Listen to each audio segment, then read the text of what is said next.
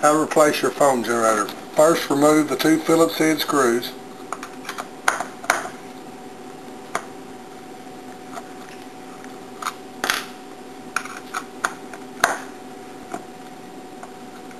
This will remove your brush and gasket from the black housing. Then remove the 2 Allen head screws that attaches the foam generator to the brush.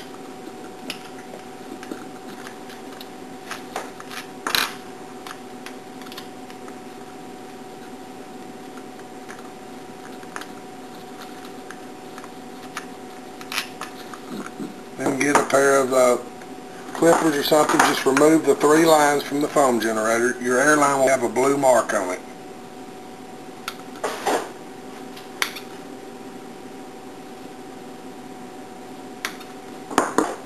Take your new foam generator. Once again, your air line is marked with a blue mark on it. It goes to the small stubby bar on the closest to the outside of the block. The other 2 lines for your spot remover or shampoo, it doesn't matter which one it goes to, just put either one on either bar.